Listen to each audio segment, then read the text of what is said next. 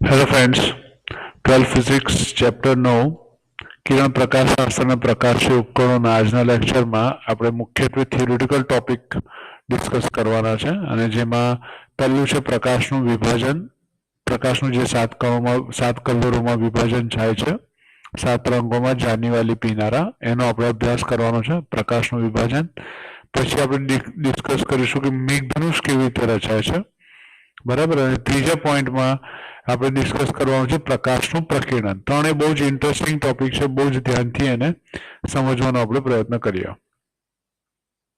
પ્રકાશનું વિભાજન શું છે?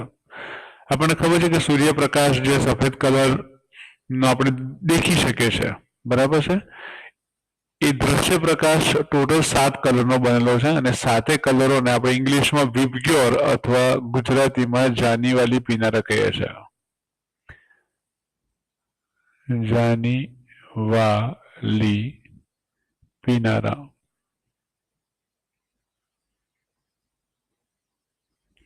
જાંબલી, નીલો, વાદળી, લીલો, પીળો, નારંગી અને રાતો એટલે લાલ કલર, બરાબર છે.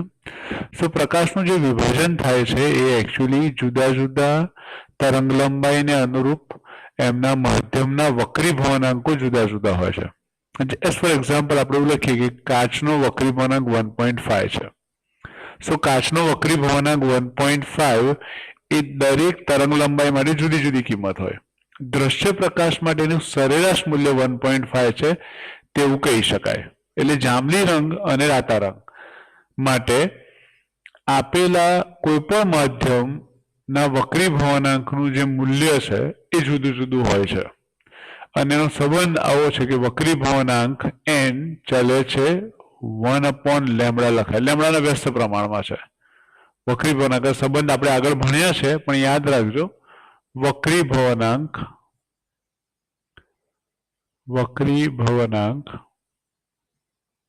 માધ્યમનો જે વક્રીભવનાંક છે એ ચાલે છે 1/λ લખાશે. લેમ્ડાના વ્યસ્ત પ્રમાણમાં છે તેવું લખાય. ઓકે. સો આપણી આસપાસની વસ્તુઓ સાથે સૂર્યપ્રકાશની આંતરક્રિયાઓને કારણે ઘણી સુંદર ઘટનાઓનું નિર્માણ થાય છે. સૂર્યપ્રકાશની વસ્તુઓ સાથેની આંતરક્રિયાઓ એટલે સૂર્યપ્રકાશનું એક માધ્યમમાંથી બીજા માધ્યમમાં જવું, સૂર્યપ્રકાશનું નાના કણો દ્વારા શોષાવવું અને ફરી ઉત્સર્જાવું, બરાબર. આ બધી આંતરક્રિયાઓ છે. સૂર્ય જ્યારે એક માધ્યમમાંથી પસાર થાય ત્યારે જુદા જુદા કલરોમાં એનું વિભાજન થવું, સૂર્ય એક માધ્યમમાંથી બીજા માધ્યમમાં જાય, સૂર્યપ્રકાશ જ્યારે તેનું બે માધ્યમને છૂટી પાડતી સપાટી આગળ વાંકા વળવું, આ બધી આંતરક્રિયાઓ છે, બરાબર. એને આંતરક્રિયા કહેવાય. સૂર્ય બીજા માધ્યમ કે માધ્યમના કણો સાથે અથવા એક માધ્યમમાંથી બીજા માધ્યમમાં જાય તો શું થાય, જે ઘટનાઓ થાય બધી ઘટનાઓને આપણે આંતરક્રિયાઓ કહીએ છીએ. સ્ટેપ બાય સ્ટેપ આને સમજતા જઈએ. પ્રિઝમ દ્વારા પ્રકાશના વિભાજન અને વિદ્યુત ચુંબકીય વર્ણપટના અભ્યાસ પરથી આપણે જાણીએ છીએ કે પ્રત્યેક રંગ સાથે તરંગ લંબાઈ સંકળાયેલી છે. પ્રકાશનું વિભાજન આપણે સમજ્યા, પ્રિઝમ દ્વારા પ્રકાશનું વિભાજન સમજ્યા હતા આજ ચેપ્ટરમાં. આગલા લેક્ચર્સમાં આપણે સમજ્યા હતા વિદ્યુત ચુંબકીય વર્ણપટ. વિદ્યુત ચુંબકીય વર્ણપટનો મતલબ થાય છે વિદ્યુત ચુંબકીય તરંગો ને તેમની તરંગ લંબાઈને અનુરૂપ જુદા જુદા કેટેગરીમાં વહેંચીને જુદી જુદી રીતે એનું વર્ગીકરણ કરીને તેનો અભ્યાસ કરવો. એટલે એને નામ આપ્યું છે વિદ્યુત ચુંબકીય વર્ણપટ. જેમ કે સફેદ પ્રકાશ 7 કલરનો બનેલો છે, જ્યારે પ્રિઝમમાંથી પસાર થાય તો તમને 7 કલર જુદા જુદા દેખાય. મતલબ હવે આપણે સફેદ પ્રકાશનો જુદા જુદા કલરોમાં અભ્યાસ કરીએ છીએ, જુદા જુદાના કલરોમાં વિભાજન થયા પછી તેનો અભ્યાસ કરીએ છીએ. એટલે નામ આપ્યું છે વિદ્યુત ચુંબકીય વર્ણપટ, બરાબર. અને દરેક સાથેની તરંગ લંબાઈ જુદી જુદી છે, આપણને ખબર છે. રાતા રંગની તરંગ લંબાઈ સૌથી વધારે છે, જ્યારે જાંબલી રંગની તરંગ લંબાઈ સૌથી ઓછી છે. દ્રશ્ય પ્રકાશના વર્ણપટમાં 7 કલર છે, આપણને ખબર છે, જે આપણે હમણાં ડિસ્કસ કર્યા. સૌથી મોટી તરંગ લંબાઈના છેડા પાસે સૌથી મોટી તરંગ લંબાઈ ધરાવતો રંગ જે છે એ લાલ રંગ છે અને એની તરંગ લંબાઈ લગભગ 7000 એંગસ્ટ્રોમ છે. એંગસ્ટ્રોમ એનો એકમ છે. એટલે સૌથી મોટી તરંગ લંબાઈ ધરાવતો જે કલર છે એ રાતો રંગ છે અથવા લાલ કલર છે. જેની તરંગ લંબાઈનું મૂલ્ય લગભગ 7000 એંગસ્ટ્રોમ છે। સૌથી નાની તરંગ લંબાઈ તરફના છેડા પાસે જાંબલી રંગ છે। જાંબલી રંગની તરંગ લંબાઈ સૌથી ઓછી છે અને લગભગ 4000 એંગસ્ટ્રોમ હોય છે। જુદા જુદા રંગો માટે માધ્યમના વક્રીભવનાંક જુદા જુદા હોવાથી ધ્યાનથી સમજો। જુદા જુદા રંગો માટે માધ્યમના વક્રીભવનાંક જુદા જુદા હોવાથી એટલે વક્રીભવનાંકને રંગ સાથે કિંમતો બદલાય છે, રંગ સાથે સંબંધ છે અને સંબંધ કેવો છે તો કે વક્રીભવનાંક n નું મૂલ્ય તરંગ લંબાઈ લેમ્ડાના વ્યસ્ત પ્રમાણમાં બદલાય છે। આગળ લખ્યું હતું, ઉપર જ લખ્યું છે, મેં સૂત્રને ફરી લખું છું, n ચલે છે 1/λ લખાય। વક્રીભવનાંક અને પ્રકાશના વેગનો પણ સંબંધ છે। પ્રકાશનો માધ્યમમાં વેગ, પ્રકાશ કિરણોનો માધ્યમમાં વેગ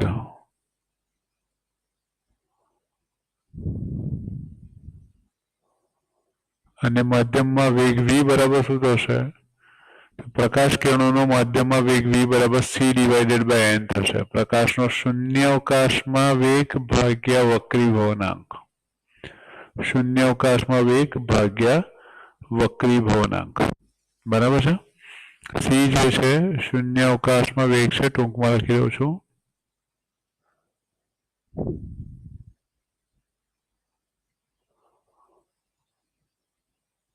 શૂન્યાવકાશમાં વેગ ભાગ્યા વક્રીભવનાંક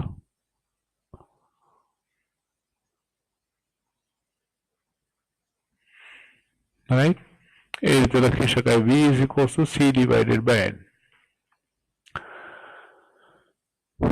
જુદા જુદા રંગો માટે તરંગ લંબાઈ જુદી જુદી છે અને માધ્યમના વક્રીભવનાંક પણ જુદા જુદા હોવાથી પ્રકાશનું તેના ઘટક રંગોમાં વિભાજન થાય છે। આ ઘટકને પ્રકાશનું વિભાજન કહે છે અને મુખ્યત્વે આપણે અહીંયા દ્રશ્ય પ્રકાશની વાત કરીએ છીએ, જે વિઝિબલ લાઇટ છે। આપણે આપણી આંખો દ્વારા જે પ્રકાશને અનુભવી શકીએ છીએ એને દ્રશ્ય પ્રકાશ કહે છે, વિઝિબલ લાઇટ।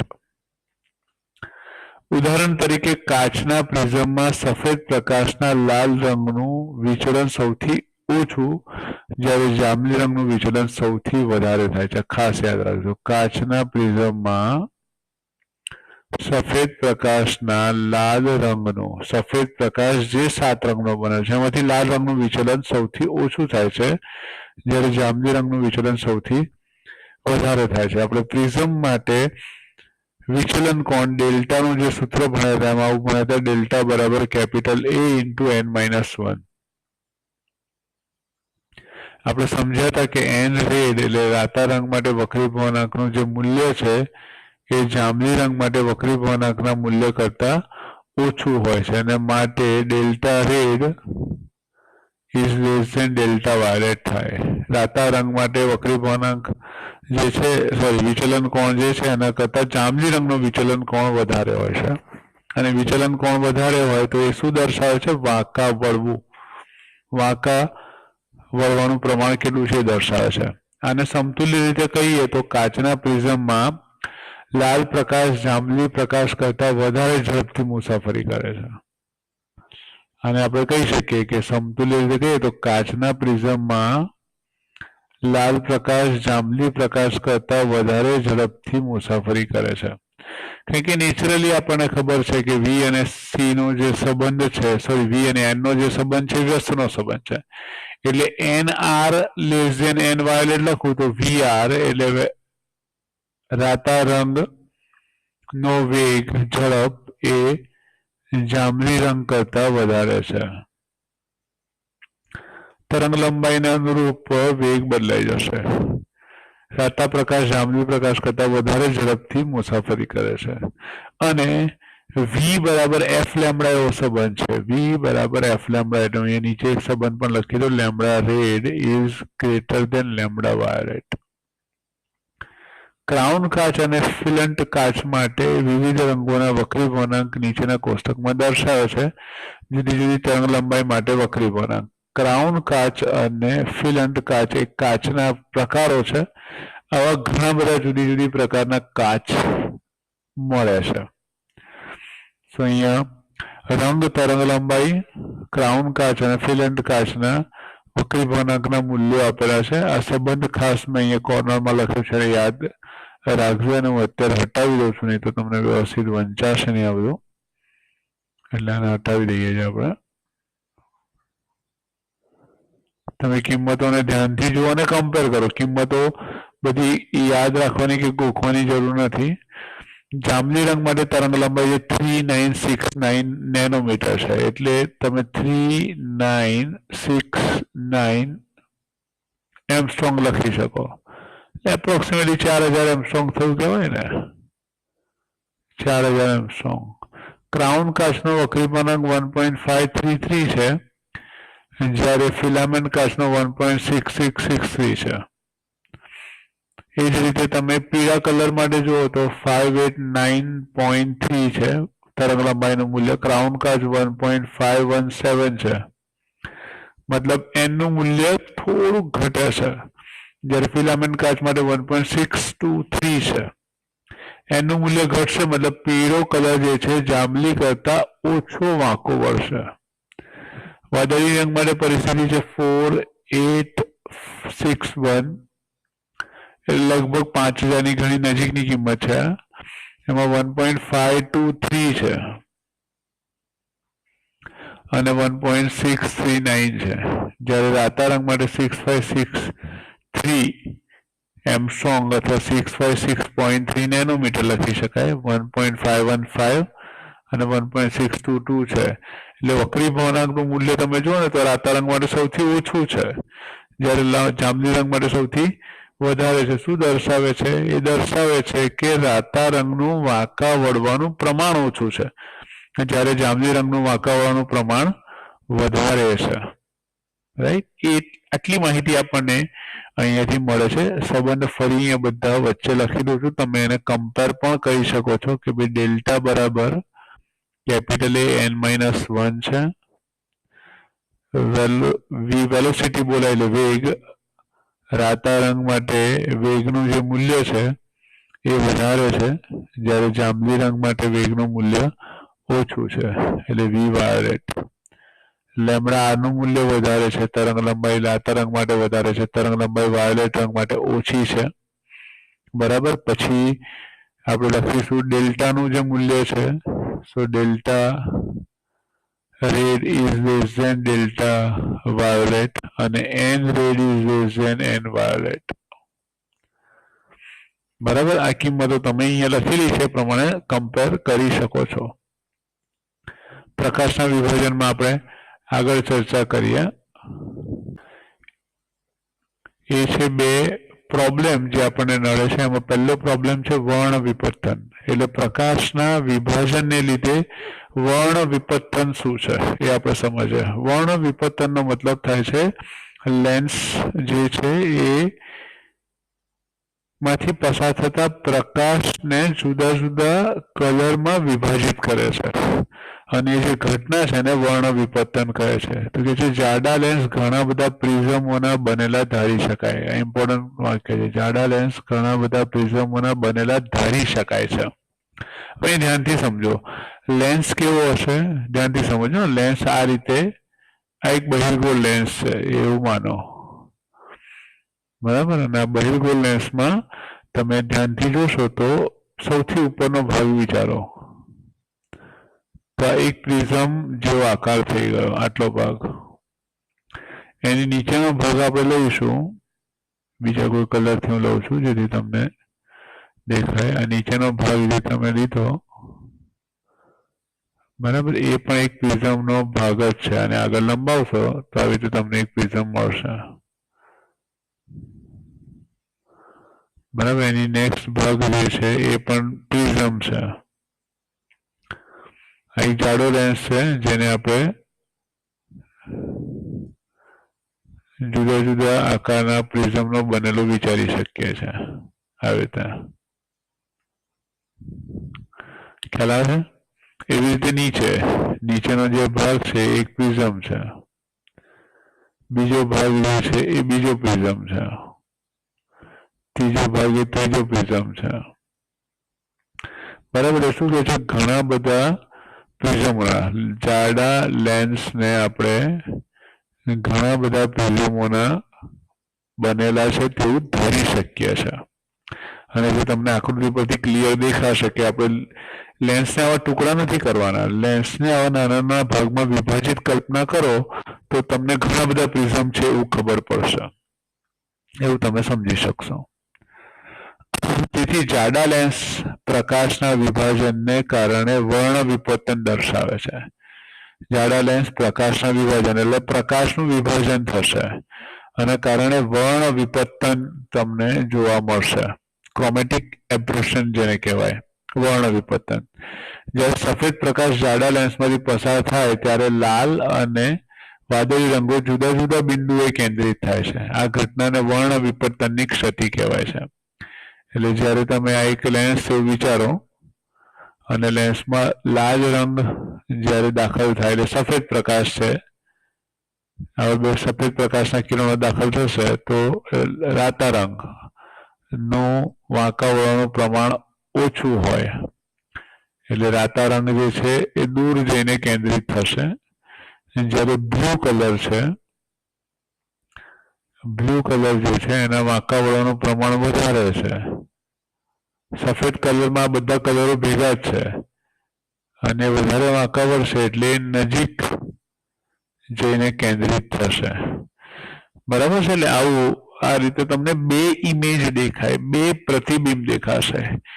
કારણ કે પ્રતિબિંબ એટલે વસ્તુમાંથી નીકળતા કિરણો અથવા વસ્તુ દ્વારા પરાવર્તિત કિરણો જ્યારે લેન્સમાંથી પસાર થાય અને જે બિંદુ આગળ કેન્દ્રિત થાય ત્યાં પ્રતિબિંબ રચાય। આ પ્રતિબિંબની એક સિમ્પલ કોન્સેપ્ટ છે। હવે લેન્સમાં દાખલ થતું જે કિરણ છે સફેદ કિરણ છે, પણ લેન્સમાંથી પસાર થયા પછી 7 કલરમાં વિભાજિત થઈ જાય છે અને એમાં જાંબલી કે વાદળી રંગ જે છે વધારે નજીક કેન્દ્રિત થાય છે, જ્યારે રાતો રંગ દૂર કેન્દ્રિત થાય છે। એટલે આપણને એવું દેખાશે કે રાતા રંગથી બનતું પ્રતિબિંબ દૂર છે અને જાંબલી રંગથી બનતું પ્રતિબિંબ નજીક છે એવો અનુભવ થશે, અને વર્ણ વિપતન કહેવાય। અને વર્ણ વિપતન જે છે એ ઘણા બધા લેન્સથી બનેલા ઇન્સ્ટ્રુમેન્ટ્સમાં પ્રોબ્લેમ હોય છે, આગળ ટેલિસ્કોપ ને બધામાં એની ચર્ચા કરીશું। પછી બીજો પ્રોબ્લેમ છે ડિસ્પર્સિવ અને નોન ડિસ્પર્સિવ માધ્યમો। તરંગ સાથે વક્રીભવનાંકમાં થતા ફેરફાર કેટલાક માધ્યમોમાં બીજા કરતા વધુ પ્રમાણમાં હોય છે। તરંગ લંબાઈ સાથે વક્રીભવનમાં થતો જે ફેરફાર છે એ દરેક માધ્યમમાં સેમ નથી હોતો, અમુક માધ્યમમાં વધુ પ્રમાણમાં હોય છે। શૂન્યાવકાશમાં પ્રકાશનો વેગ તેની તરંગ લંબાઈથી સ્વતંત્ર છે। શૂન્યાવકાશમાં પ્રકાશના વેગને તરંગ લંબાઈ સાથે કોઈ લેવા દેવા નથી। હાલાકી તરંગ લંબાઈ c બરાબર f લેમ્બડા થાય, પણ અહીંયા f લેમ્બડા અને c ત્રણે ત્રણ કોન્સ્ટન્ટ છે। f બદલાય, લેમ્બડા બદલાય, c અચળ રહે, બરાબર। જુદા જુદા પ્રકાશ માટે એટલે કે શૂન્યાવકાશમાં સફેદ કલર નો જે પ્રકાશ છે 7 કલરમાં વિભાજિત થાય તો 7 કલર માટે c એટલે પ્રકાશનો વેગ ફિક્સ છે। હાલાકી લેમ્બડા બદલાશે તો f બદલાઈ જશે, એટલે કે શૂન્યાવકાશમાં બધા રંગો સમાન ઝડપથી ગતિ કરે છે। શૂન્યાવકાશમાં બધા રંગોની ઝડપ સમાન છે। આવા માધ્યમને નોન ડિસ્પર્સિવ અવિભાજક માધ્યમ કહે છે, જેના દ્વારા વિભાજન થતું નથી। શૂન્યાવકાશમાં નોર્મલી આવું જોવા મળે છે। આમ શૂન્યાવકાશ એ નોન ડિસ્પર્સિવ માધ્યમ છે। સૂર્યપ્રકાશ આપણા સુધી સફેદ પ્રકાશ સ્વરૂપે જ આવે છે, આપણને ખબર છે, નહીં કે તેના ઘટક રંગોના સ્વરૂપમાં। આપણે જે સૂર્યપ્રકાશને જોઈએ છે એ કેવો છે, સફેદ કલર છે, કારણ કે પૃથ્વી અને સૂર્ય વચ્ચે બહુ જ મોટો વિસ્તાર છે જે શૂન્યાવકાશ છે, મતલબ નોન ડિસ્પર્સિવ માધ્યમ છે, અવિભાજક માધ્યમ છે। આ ઘટના બધી શૂન્યાવકાશ નોન ડિસ્પર્સિવ છે તે સમજી શકાય છે। શૂન્યાવકાશ સિવાય બીજા કોઈ પારદર્શક માધ્યમમાં પ્રકાશના જુદા જુદા રંગોના વેગ જુદા જુદા હોય છે। આવા માધ્યમોને ડિસ્પર્સિવ માધ્યમો કહે છે, વિભાજક માધ્યમ કહે છે। હાલાકી વિભાજન થવા માટે સિમ્પલ કાચમાંથી પ્રકાશ પસાર થાય તો એનું વિભાજન નથી થતું, પણ એ કાચ પ્રકાશનું વિભાજન કરી શકે ખરો એવું કહી શકાય। ઉદાહરણ તરીકે કાચ એ ડિસ્પર્સિવ માધ્યમ છે, મતલબ મેં તમને હમણાં સમજાવ્યું, એવું નહીં કે ભાઈ કાચમાંથી પ્રકાશ પસાર થાય એટલે 7 કલરમાં વહેંચાઈ જાય, ના એવું નથી, પણ કાચને લીધે પ્રકાશ કિરણોનું વિભાજન શક્ય છે ખરું? હા, એ પાકી વાત. ડિસ્પર્સિવ માધ્યમમાં જાંબલી રંગના પ્રકાશનો વેગ રાતા રંગના પ્રકાશ કરતા ઓછો હોવાથી ડિસ્પર્સિવ માધ્યમમાં જાંબલી રંગના પ્રકાશનો જે વેગ છે એ રાતા રંગના પ્રકાશ કરતા ઓછો હોવાથી v બરાબર f લેમ્બડા v બરાબર c ડિવાઇડેડ બાય n સૂત્ર આપણે લખીએ. જાંબલી રંગનો વક્રી ભવનાંક રાતા રંગના વક્રી ભવનાંક કરતા વધારે થશે. આ સૂત્રના આધારે v બરાબર c ડિવાઇડેડ બાય n સૂત્રના આધારે જાંબલી રંગનો વક્રી ભવનાંક રાતા રંગના વક્રી ભવનાંક કરતા વધારે થશે. મતલબ એક જ માધ્યમના વક્રી ભવનાંકનું મૂલ્ય જાંબલી રંગ માટે જુદું હશે અને રાતા રંગ માટે જુદું હશે. બરાબર. ફરી સંબંધ લખું છું, વારંવાર એટલું લખું છું કે તમને પરફેક્ટલી યાદ રહી જાય કે લેમ્બડા રેડ એટલે રાતા રંગ માટે તરંગ લંબાઈ is greater than lambda violet. V red is greater than v violet. બરાબર. એનો મતલબ થાય રાતા રંગ માટે વેગ કોઈ પણ માધ્યમમાં એ જાંબલી રંગ માટે વેગ કરતા વધારે હોય છે અને n red is less than n violet થાય. મતલબ વક્રી ભવનાંકનું મૂલ્ય રાતા રંગનું ઓછું હોય છે જ્યારે જાંબલી રંગનું વધારે હોય છે. જાંબલી રંગ માટે વક્રી ભવનાંકનું મૂલ્ય વધારે હોય છે અને પરિણામે ડેલ્ટાનું મૂલ્ય વધારે આવશે. Delta red is less than delta violet થાય. જાંબલી રંગ માટે ડેલ્ટાનું મૂલ્ય વધારે આવશે. મતલબ જાંબલી રંગનું વાંકા વળવાનું પ્રમાણ વધારે જોવા મળે છે. ક્લિયર? સંબંધ પરફેક્ટલી એને યાદ રાખજો. હવે આપણે સમજવા જઈ રહ્યા છે કે પ્રકાશના વિભાજનને લીધે બનતી અદ્ભુત ઘટના જે છે એ મેઘધનુષ છે. બરાબર. મેઘધનુષની ઘટના કેવી રીતે સર્જાય છે એના બેઝિક કોન્સેપ્ટ શું છે જેની આપણે અહીંયા ચર્ચા કરવાની છે. મેઘધનુષ એ સૂર્યપ્રકાશનું વાતાવરણમાંના પાણીના બુંદો દ્વારા થતા વિભાજનનું એક ઉદાહરણ છે.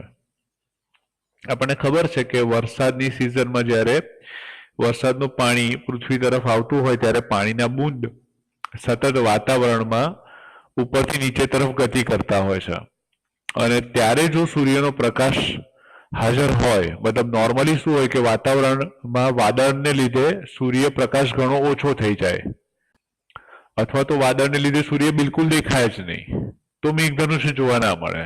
પણ જો વરસાદ પણ પડતો હોય અને સૂર્યપ્રકાશની હાજરી પણ હોય તો મેઘધનુષની ઘટના આપણે જોઈ શકીએ છીએ.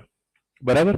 અને મેઘધનુષની ઘટના જોવા માટે આપણે એ લખ્યું છે મેઘધનુષ એ સૂર્યપ્રકાશનું વાતાવરણમાંના પાણીના બુંદો દ્વારા થતા વિભાજનનું એક ઉદાહરણ છે.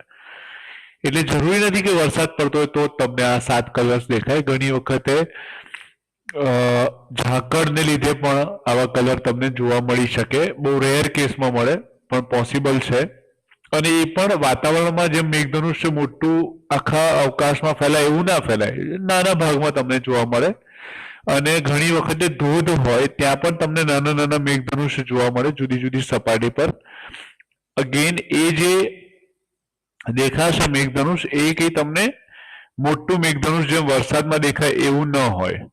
બરાબર. પણ હા, પ્રકાશના વિભાજનને તમે ત્યાં અનુભવી શકો.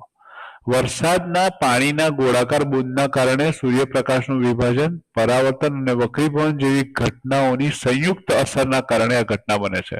અહીં ત્રણ જોવા મળે. પ્રકાશનું વિભાજન, પરાવર્તન અને વક્રીભવન જેવી ઘટનાઓની સંયુક્ત અસર આપણને જોવા મળે. આપણે સમજીશું આકૃતિ દ્વારા કે મેઘધનુષ કેવી રીતે રચાય છે. મેઘધનુષ જોઈ શકાય તે માટેની શરતો છે. મેઘધનુષ ક્યારે જોઈ શકાય? સૌથી પહેલો પ્રશ્ન આપણને થાય. ગમે ત્યારે આપણે મેઘધનુષ જોઈ શકીએ? તો આન્સર છે ના. મેઘધનુષ જોવા માટે અમુક સ્પેસિફિક કન્ડિશન નું પાલન થવું જોઈએ તો જ આપણે મેઘધનુષ જોઈ શકીએ છીએ.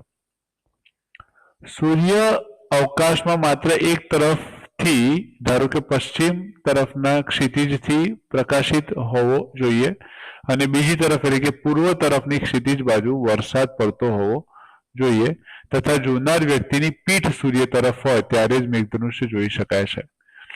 મતલબ બપોરે 12 વાગ્યા હોય એટલે સૂર્ય માથા પર હોય તો મેઘધનુષ જોઈ શકાય શક્યતાઓ 0 થઈ જાય છે. કાં તો સૂર્ય પૂર્વ તરફ હોય કાં તો સૂર્ય પશ્ચિમ તરફ હોય. જો સૂર્ય પૂર્વ તરફ હોય તો તમને જે મેઘધનુષ છે પશ્ચિમમાં દેખાશે, અને જો સૂર્ય પશ્ચિમ તરફ આથમતો હોય તો તમને પૂર્વમાં મેઘધનુષ દેખાશે, બરાબર. અને જોનાર વ્યક્તિ જે છે એની પીઠ સૂર્ય બાજુ હોવી જોઈએ. એટલે જો સૂર્ય ઉગતો હોય એટલે પૂર્વમાંથી ઉગે છે તો આપણી પીઠ પૂર્વ બાજુ અને આપણી આંખો જે છે પશ્ચિમ બાજુ હોવી જોઈએ, બરાબર. અને જો સૂર્ય આથમતો હોય તો આપણી પીઠ પશ્ચિમ તરફ અને આપણી આંખો પૂર્વ તરફ હોવી જોઈએ. અને વરસાદ પડતો હોય તો તમે મેઘધનુષને જોઈ શકો છો. મેઘધનુષના નિર્માણને સમજવા માટે આકૃતિ એમાં, એટલે આપણે નેક્સ્ટ આકૃતિ જોઈએ છે, દર્શાવ્યા પ્રમાણે સૂર્યપ્રકાશ જ્યારે વરસાદના બુંદમાં પ્રવેશે છે, તો આ જયારે થોડું વર્ણન સમજીએ પછી આકૃતિને પણ જોઈએ કે સૂર્યપ્રકાશ જ્યારે વરસાદના બુંદમાં પ્રવેશે છે ત્યારે પ્રથમ તેનું વક્રીભવન થાય છે, પહેલા વક્રીભવન થાય છે, અને સફેદ કિરણનું જુદી જુદી તરંગ લંબાઈમાં વિભાજન થઈ જાય છે. વક્રીભવન થશે એટલે વિભાજન થઈ જશે જુદા જુદી તરંગ લંબાઈઓમાં. વધુ તરંગ લંબાઈ ધરાવતા લાલ રંગનું વક્રીભવન સૌથી ઓછું થાય છે, જ્યારે સૌથી ઓછી તરંગ લંબાઈ ધરાવતા જાંબલી રંગના પ્રકાશનું વક્રીભવન સૌથી વધારે થાય છે. આપણે આકૃતિમાં જોઈશું કે મેઘધનુષના નિર્માણમાં પહેલું કામ શું થાય છે, તો પહેલું વક્રીભવન થાય છે. આ પ્રથમ ઘટના છે. પ્રકાશ કિરણો, સફેદ પ્રકાશ કિરણો સૂર્યના જેવા બુંદમાં દાખલ થશે, વક્રીભવન થશે, અને વક્રીભવન થવાની સાથે જ સફેદ પ્રકાશ કિરણોનું જુદી જુદી તરંગ લંબાઈમાં વિભાજન થઈ જશે. આ વિભાજનમાં વધુ તરંગ લંબાઈ ધરાવતા લાલ રંગનું વક્રીભવન સૌથી ઓછું થાય છે. આપણને ખબર જ છે કે રાતા રંગનું વક્રીભવન સૌથી ઓછું થવું જોઈએ, જ્યારે ઓછી તરંગ લંબાઈ ધરાવતા જાંબલી રંગનું વક્રીભવન સૌથી વધારે થવું જોઈએ. હવે આકૃતિને આપણે ધ્યાનથી સમજીએ.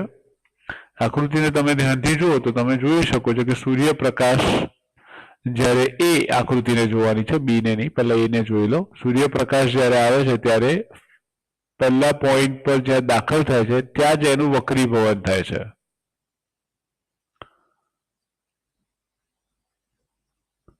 અને બ્લુ કલરનો જે ગોળો દેખાયો છે વરસાદમાં પાણીનું એક બુંદ છે.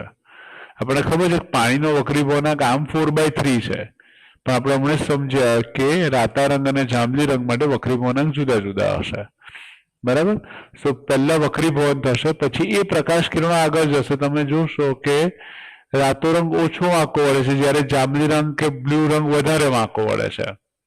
વાંકા વળ્યા પછી બીજી સપાટી આગળ, આ બીજી સપાટી આગળ હું પોઈન્ટ નંબર 2 લખું છું, ત્યાં એનું પૂર્ણ આંતરિક પરાવર્તન થાય છે. પૂર્ણ આંતરિક પરાવર્તન થાય છે.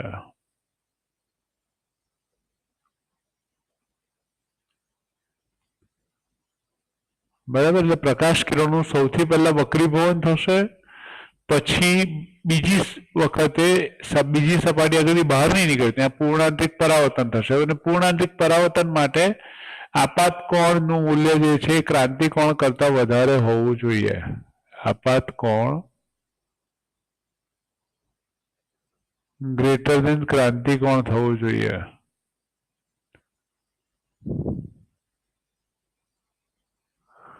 બરાબર. તો જ પૂર્ણાંતરિક પરાવર્તન થશે. ત્યાં પૂર્ણાંતરિક પરાવર્તન થશે અને થર્ડ પોઈન્ટ જે આવશે ત્યાં ફરી પાછું વક્રીભવન થશે અને પ્રકાશ કિરણ બહાર નીકળશે. જ્યારે પ્રકાશ કિરણ બહાર નીકળશે એટલે સફેદ પ્રકાશ જે આપાત પ્રકાશ છે, આપાત પ્રકાશ અને નિર્ગમન પ્રકાશ,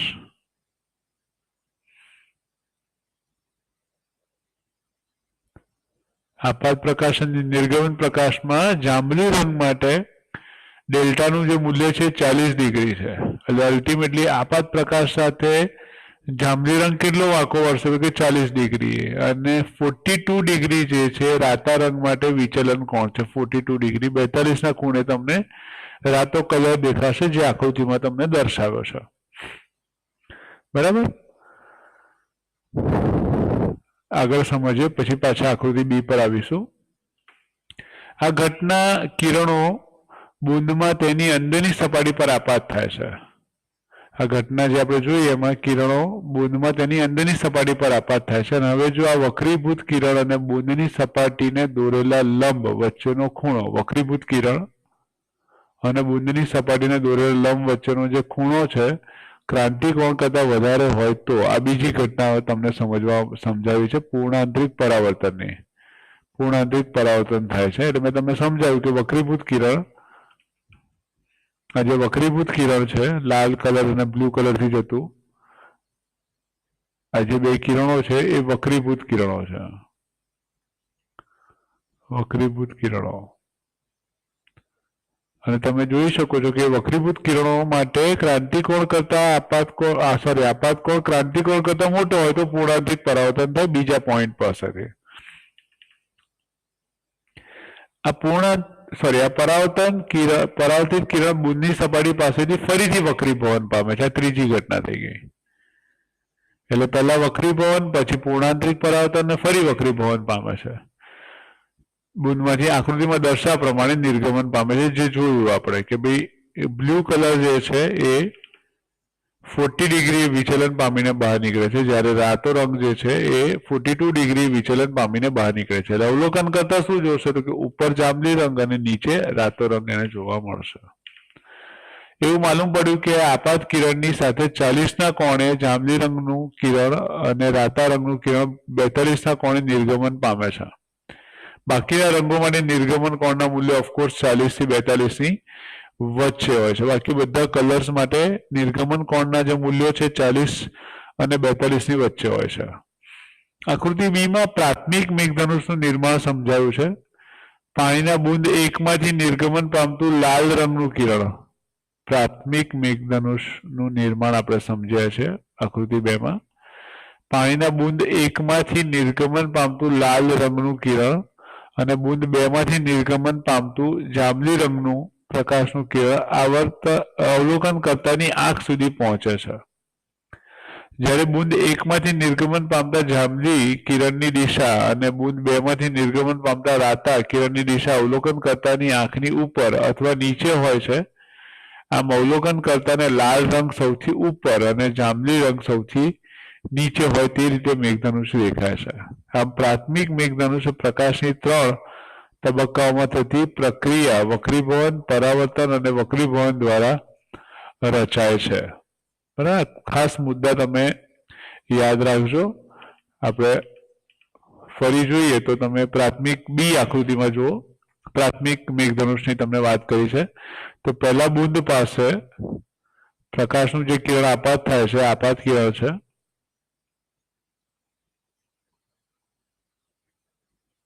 એવી રીતે બીજા બુંદ પાસે પ્રકાશનું કિરણ આપાત થાય છે, આપાત કિરણ. અને ઓફકોર્સ આ બધા કિરણો કેવા છે? સફેદ પ્રકાશથી બનેલા કિરણો છે. તો એ પહેલા વક્રીભવન પામે છે. આ બિંદુ આગળ વક્રીભવન થાય છે, અહીંયા વક્રીભવન થાય છે. પછી આગળ વધશે ત્યારે આ બિંદુ આગળ પૂર્ણાંતરિક પરાવર્તન થશે. બરાબર, અને પૂર્ણાંતરિક પરાવર્તન પામ્યા પછી 42 ડિગ્રીએ લાલ રંગ વિચલન પામશે, 42 ડિગ્રીએ, અને જાંબલી રંગ 40 ડિગ્રી વિચલન પામશે. સેમ કન્ડિશન પહેલા અને બીજા બંને બુંદ માટે થશે, પણ અવલોકન કરતા પહેલા બુંદમાંથી રાતો રંગ જોશે, જ્યારે બીજા બુંદમાંથી જાંબલી રંગ જોશે. બરાબર, અવલોકન કરતા માટે પરિસ્થિતિ શું થશે? પહેલા રંગનો એ પૂર્ણાંતરિક પરાવર્તન પામેલો અને પછી વક્રીભવન પામેલો રાતો રંગ જોશે, જ્યારે બીજા બુંદમાંથી આવતો એ જાંબલી રંગ જોશે. બરાબર, કારણ કે વાંકા વળવાનું પ્રમાણ જુદું જુદું છે. એ જ પોઈન્ટ આપણે અહીંયા છેલ્લે સમજ્યા. ફરી હું તમને સમજાવું છું. આકૃતિ બીમાં પ્રાથમિક મેઘધનુષનું નિર્માણ સમજાવ્યું છે, જેમાં પાણીના બુંદ એકમાંથી નિર્ગમન પામતું લાલ રંગનું કિરણ. એટલે પાણીના બુંદ એકમાંથી જાંબલી રંગ, ભૂરો રંગ, લાલ રંગ બધાનું નિર્ગમન થાય છે, પણ પહેલા બુંદમાંથી લાલ રંગનું જે નિર્ગમન થાય છે એ કિરણ અને બીજા બુંદમાંથી નિર્ગમન પામતું જાંબલી રંગનું કિરણ અવલોકન કરતાની આંખમાં એક સાથે પહોંચે છે. જ્યારે બુંદ એકમાંથી નિર્ગમન પામતા જાંબલી કિરણની દિશા અને બુંદ 2માંથી નિર્ગમન પામતા લાલ કિરણની દિશા અવલોકન કરતાની આંખ ઉપર અથવા નીચે હોય છે.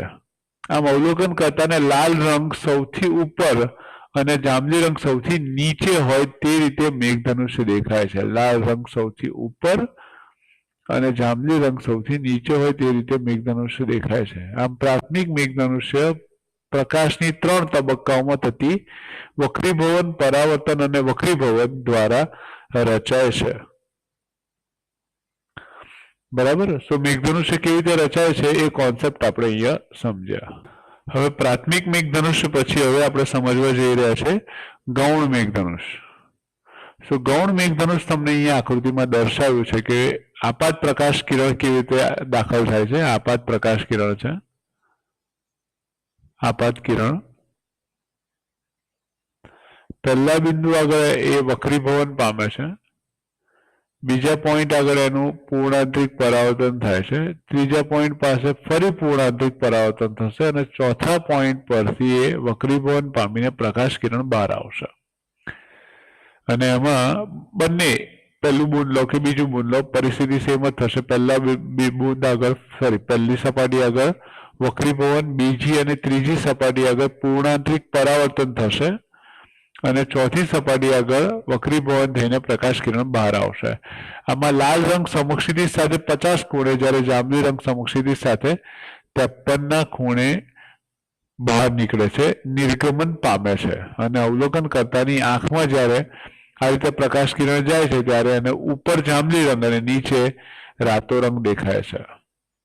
આકૃતિ સી માં દર્શાવ્યા અનુસાર જ્યારે પ્રકાશના કિરણનું વરસાદના બુંદમાંથી 2 વાર પૂર્ણાંતરિક પરાવર્તન થાય, 2 વાર પૂર્ણાંતરિક પરાવર્તન થાય ત્યારે ગૌણ મેઘધનુષ રચાય છે.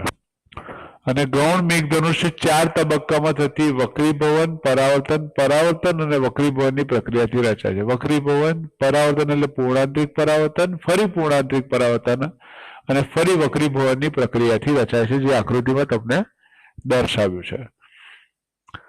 પૂર્ણાંતરિક પરાવર્તનની ઘટના બુંદમાં 2 વાર થવાના કારણે પ્રકાશની તીવ્રતા ઘણી ઘટી જાય છે. પ્રકાશની તીવ્રતા ઘણી ઘટી જાય છે અને ઘટી જતી હોવાથી ગૌણ મેઘધનુષ જે પ્રમાણમાં તમને આછું દેખાય, જ્યારે પ્રાથમિક મેઘધનુષમાં કલર તમને વધારે બ્રાઇટ દેખાય, કારણ કે એમાં એક જ વાર પૂર્ણાંતરિક પરાવર્તન થાય છે. નોર્મલી પૂર્ણાંતરિક પરાવર્તનની ઘટનામાં 100% પ્રકાશના તરંગોનું પરાવર્તન થશે. બરાબર, નોર્મલી. પણ એ ક્યારે શક્ય બને છે? જ્યારે ક્લેડિંગ કરેલું હોય. આપણે શું કહેવાય, ઓપ્ટિકલ ફાઇબરના કેસમાં સમજ્યા હતા. આથી ગૌણ મેઘધનુષ એ પ્રાથમિક મેઘધનુષ કરતા ઝાંખું દેખાય છે. ગૌણ મેઘધનુષ એ પ્રાથમિક મેઘધનુષ કરતા ઝાંખું દેખાય છે. ઉપરાંત ગૌણ મેઘધનુષમાં મળતા રંગોના ક્રમ પણ પ્રાથમિક મેઘધનુષના રંગોના ક્રમ કરતા ઉલટો હોય છે. બરાબર છે. અર્થાત લાલ રંગ સૌથી નીચે અને જાંબલી રંગ ઉપર હોય છે. લાલ રંગ સૌથી નીચે અને જાંબલી રંગ ઉપર હોય છે, કારણ કે અવલોકન કરતાની આંખમાં આ લાલ રંગ જશે એટલે એને લાલ રંગ નીચે દેખાશે અને આ જાંબલી રંગ જે જશે એ ઉપર દેખાશે. જ્યારે પ્રાથમિક મેઘધનુષમાં પરિસ્થિતિ ઊંધી હોય છે. લાલ રંગ ઉપર અને જાંબલી રંગ નીચે દેખાય છે. બરાબર. શું આપણે મેઘધનુષ્ય સમજ્યા, મેઘધનુષ કેવી રીતે રચાય છે એ સમજ્યા. ગૌણ મેઘધનુષ અને પ્રાથમિક મેઘધનુષ વચ્ચેના તફાવત સમજ્યા. હવે આપણે પ્રકીર્ણનની વાત કરીશું. પ્રકાશનું પ્રકીર્ણન અને તેનાથી ઉદ્ભવતી ઘટનાઓ. પ્રકાશનું પ્રકીર્ણન શું છે? પ્રકીર્ણનને ઇંગ્લિશમાં આપણે સ્કેટરિંગ ઓફ લાઇટ કહીએ છીએ.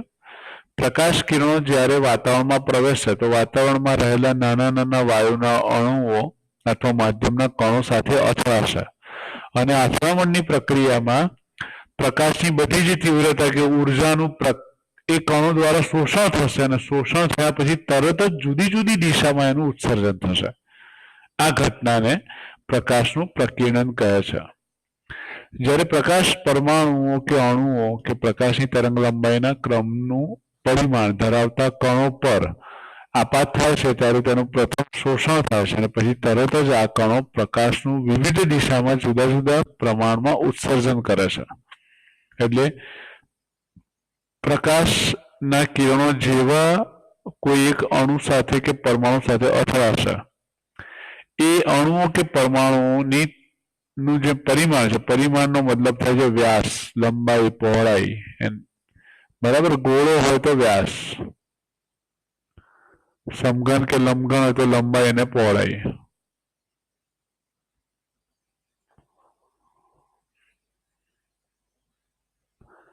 બરાબર, પ્રકાશની તરંગ લંબાઈના ક્રમનું પરિમાણ ધરાવતા કણો પર આપાત થાય છે ત્યારે તેનું પ્રથમ શોષણ થઈ જાય, પહેલા બધું શોષાઈ જાય છે અને પછી તરત જ આ કણો પ્રકાશનું વિવિધ દિશામાં જુદા જુદા પ્રમાણમાં ઉત્સર્જન કરે છે, ફેલાઈ દે છે.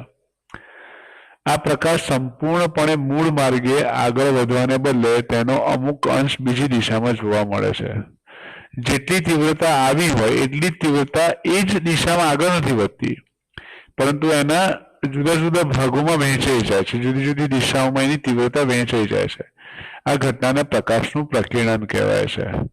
આપણે દિવસ દરમિયાન આખું વાતાવરણ પ્રકાશિત જે જોઈએ છે એ કારણ કે પ્રકાશનું પ્રકીર્ણન થાય છે.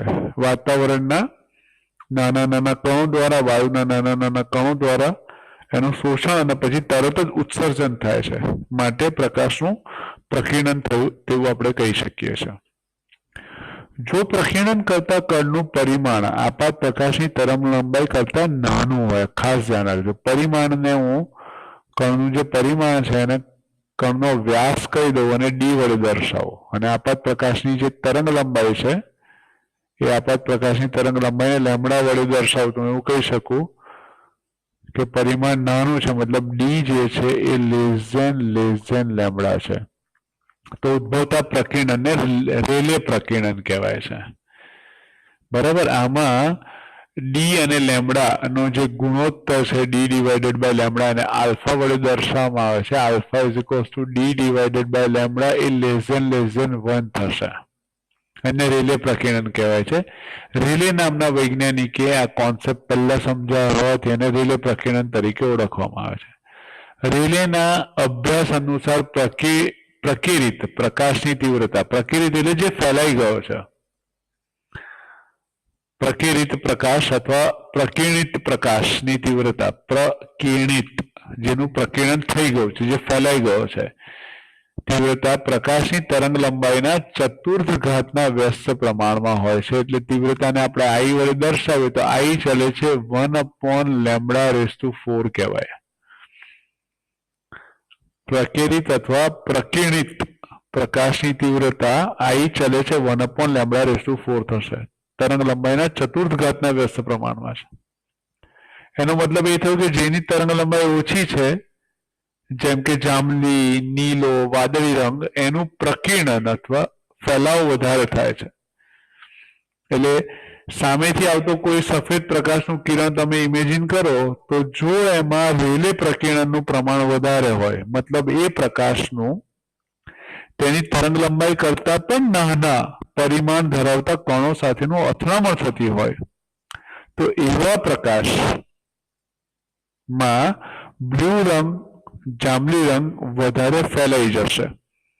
બરાબર છે, કારણ કે એની તરંગ લંબાઈ ઓછી છે. જ્યારે રાતા રંગના ફેલાવાનું પ્રમાણ ઓછું હોય છે, માટે ઉગતા સૂરજમાં રાતો રંગ ઓછો ફેલાય છે. ઉગતા સૂરજમાંથી આવતા પ્રકાશમાં જાંબલી અને બ્લુ રંગ વધારે ફેલાઈ જાય છે અને રાતો રંગ ઓછો ફેલાય છે, એટલે આપણે ઉગતો સૂરજ લાલ રંગનો દેખાય છે.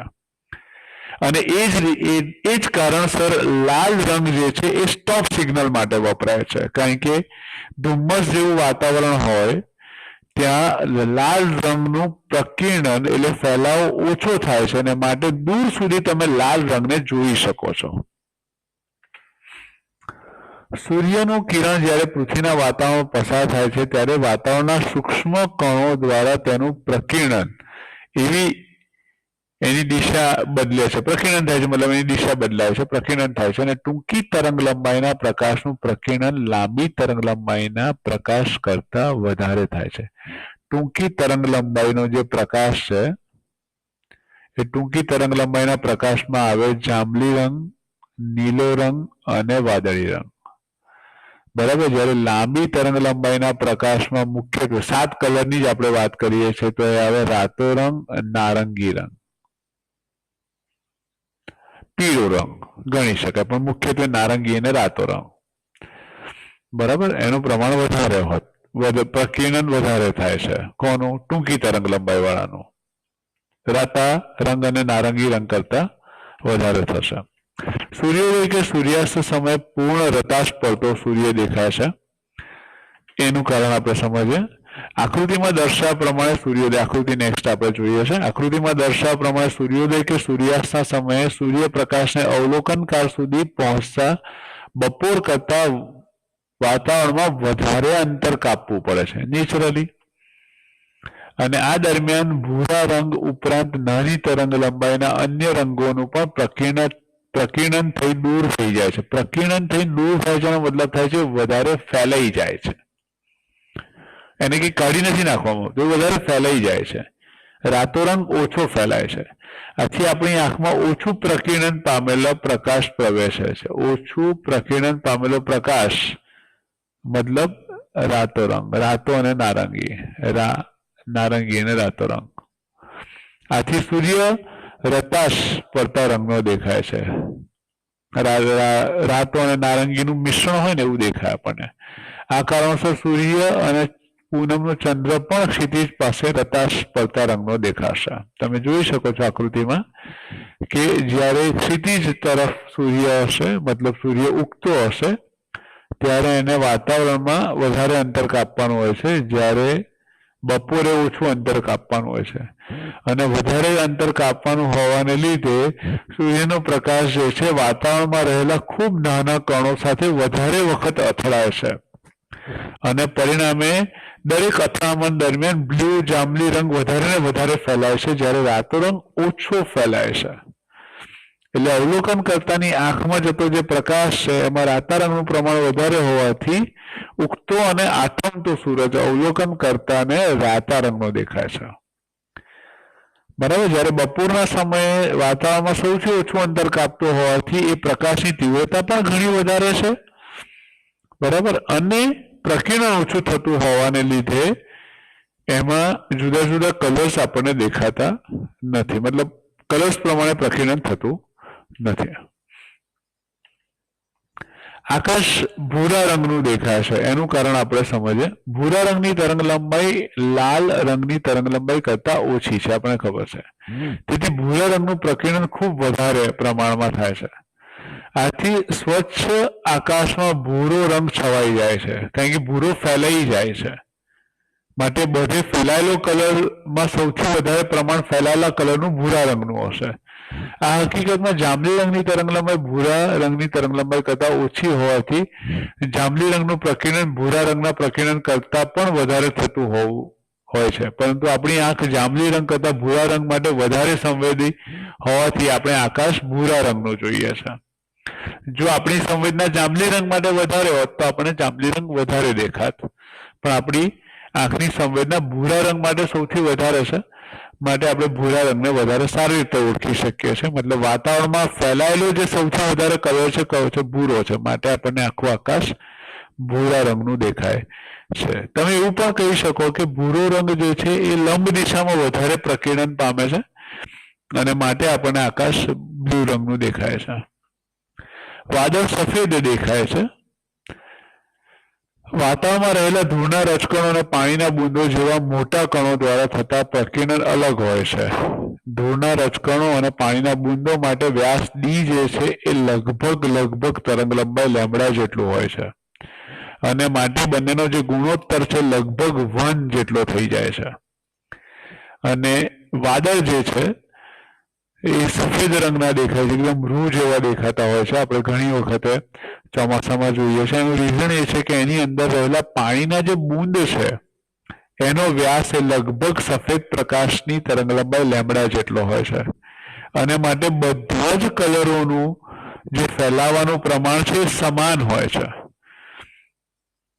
બરાબર. એક કલરને આધારે કે તરંગ લંબાઈના આધારે એનું પ્રકીર્ણન થતું નથી. જ્યારે ડી બરાબર લેમ્બડા હોય તો અહીં સંબંધ ધરાવતી રાશિ પ્રકાશની તરંગ લંબાઈ લેમ્બડા અને પ્રકીર્ણન કરતા કણનું પરિમાણ છે. એટલે ડી બરાબર લેમડા હોય તો બધા જ કલરનું સમાન પ્રકીર્ણન થાય છે. એને ડિફ્યુઝ પ્રકીર્ણન અથવા મી પ્રકીર્ણન કહે છે. ગુસ્તાવ મી નામના વૈજ્ઞાનિકે સૌ પ્રથમ એને સમજાવેલું હોવાથી એને મી પ્રકીર્ણન પણ કહેવામાં આવે છે. અને ડિફ્યુઝ પ્રકીર્ણન કહેવામાં આવે છે કારણ કે એ તરંગ લંબાઈ લેમડા પર આધારિત નથી. બધી તરંગ લંબાઈ અથવા બધા જ રંગો માટે સમાન પ્રમાણમાં પ્રકીર્ણન થાય છે. માટે અવલોકનકર્તાની આંખમાં જતા પ્રકાશ એ સફેદ કલરનો જ હોય છે. જો કણના લાક્ષણિક પરિમાણને એ કહીએ તો એ લેસ ધેન લેમડા છે. મેં અહીંયા ડી લેસ ધેન લેમડા હોય ત્યારે રેલે પ્રકીર્ણન જોવા મળે છે. એ આપણે આગળ સમજ્યા હતા. જ્યાં કણની માત્રા ના પ્રમાણમાં છે, જ્યાં પ્રકીર્ણનની માત્રા એ ડિવાઇડેડ બાય લેમડા તીવ્રતા ના પ્રમાણમાં કહી શકાય. પ્રકીર્ણનની જે માત્રા છે એ 1/λ4 ના સમપ્રમાણમાં કહી શકાય. એટલે પ્રકીર્ણિત પ્રકાશની જે તીવ્રતા છે એ 1/λ4 ના સમપ્રમાણમાં છે તેવું કહી શકાય. જ્યારે એ ગ્રેટર ધેન લેમડા એટલે કે મોટા કણો, વરસાદના ટીપા, ધૂળની મોટી રજકણો, બરફની કણો વગેરે માટે આ સત્ય નથી. મતલબ પ્રકીર્ણન 1/λ4 ના સમપ્રમાણમાં જોવા મળશે નહીં. પ્રકીર્ણનની માત્રા બધી તરંગ લંબાઈ માટે લગભગ સમાન હોય છે. તેથી વાદળો કે જેના માટે એ ગ્રેટર ધેન લેમડા ધરાવતા પાણીના બુંદો હોય છે તેઓ સમાન રીતે સફેદ દેખાય છે. બરાબર. જેને આપણે એકચ્યુઅલમાં ડી એપ્રોક્સિમેટલી લેમડા છે પણ બુકમાં જે એ ગ્રેટર ધેન લેમડા લખ્યું છે તો મેં પણ અહીંયા એ જ રીતે દર્શાવેલું છે. ખરેખર પાણીના જે બુંદ છે જે સફેદ કલરના વાદળ દેખાય છે એમાં પાણીના બુંદનો વ્યાસ એ લગભગ તરંગ લંબાઈ લેમડા જેટલો અથવા કદાચ થોડોક મોટો હોય છે. અને માટે બધા જ રંગોનું સમાન પ્રમાણમાં પ્રકીર્ણન થતું હોવાથી એ સફેદ કલરનું દેખાય છે. બરાબર છે. તો ચેપ્ટર માં કિરણ પ્રકાશ શાસ્ત્રની ઘણી બધી થિયોરિટિકલ કોન્સેપ્ટ અહીંયા આપણે ડિસ્કસ કર્યા છે. બરાબર. નેક્સ્ટ લેક્ચરમાં આગળ પ્રકાશીય ઉપકરણોની ચર્ચા કરીશું.